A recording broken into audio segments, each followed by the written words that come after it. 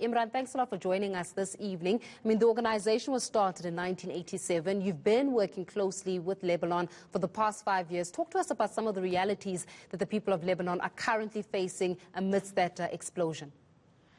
Well, Faith, first of all, thank you for having us on air today as well. And of course, I mean, we've been there in Lebanon for a number of years right now, as you rightly mentioned.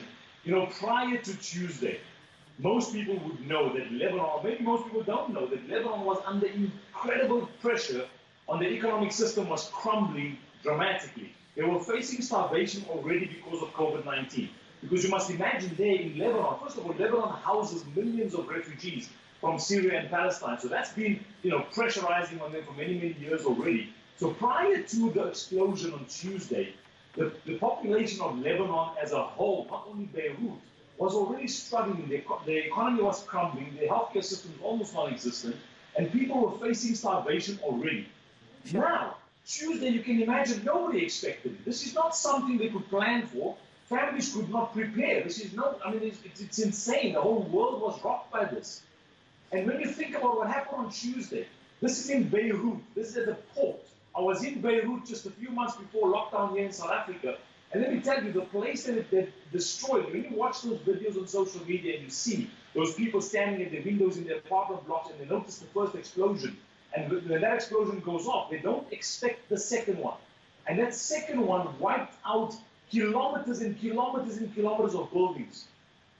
And you can imagine, instantaneously, 300,000 people displaced. Now let me tell you, because already they were suffering. Just about a few months ago, there was massive riots in the streets of Beirut and in Tripoli and many other parts of Lebanon against the government there. Why? Because the people felt that the government was not doing much to be able to alleviate the poverty, the economic strife that people were under already. So they were already struggling. They could not social distance easy. They were already being crippled under coronavirus and the economy. The dollar lira rate was absolutely going through the roof. It's incredible when you think about what was going to the Lebanese pounds and what was going to the Lebanese lira and to the dollar. Yeah, well, Imraan, then in that instance, I mean, if I may, we're talking here about a sustainable solution that is clearly needed. I mean, we're saying pre the explosion, already Lebanon was under significant pressure, right? Already the people were living in poverty. People were not able to actually, sustain themselves, their livelihoods, so as to say. So now that this situation has been further exacerbated by this explosion, displacing thousands of people, the sustainability of some of those solutions that have been put forward, what do you recommend and what have you seen in terms of being able to provide a solution that extends way beyond that, just fixing that problem of the explosion that happened on Tuesday? See, Faith, right now, when you think about what NGOs around the world are doing, humanitarian organizations, like when there's a crisis in Somalia or a crisis somewhere in Africa or somewhere else in the world, hundreds of NGOs from around the world come together to be able to alleviate that immediate bottleneck, which is obviously necessary right now. But you so rightly say, there has to be a sustainable solution. Because right now, yes, we're just dealing with the immediate crisis. I mean, the stories, I spoke to our team on the ground today again, the stories that are coming out of there, they're still finding children under the buildings, under the rubble, the broken down buildings. Our team the other day was at a building where we were doing a live crossover to them, and they had to run away because the building was collapsing. Because this is after the explosion.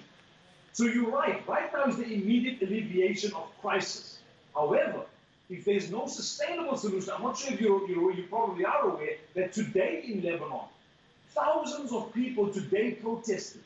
The protests turned extremely violent today between the civilians and the army in Beirut today.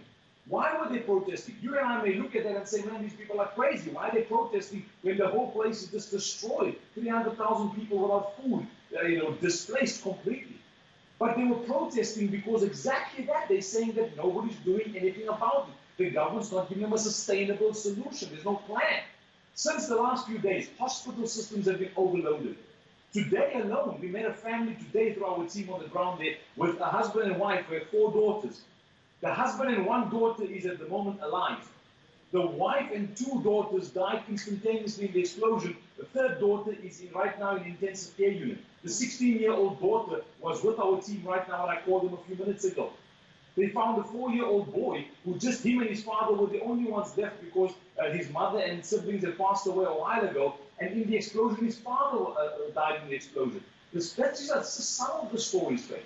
Yeah. Now, when you think about this for a second, long-term, if we do not develop a long-term political solution and economic solution to Lebanon, if the international world does not get involved and leaves them to their own devices, we are leaving a nation to completely rot away. That's what's happening.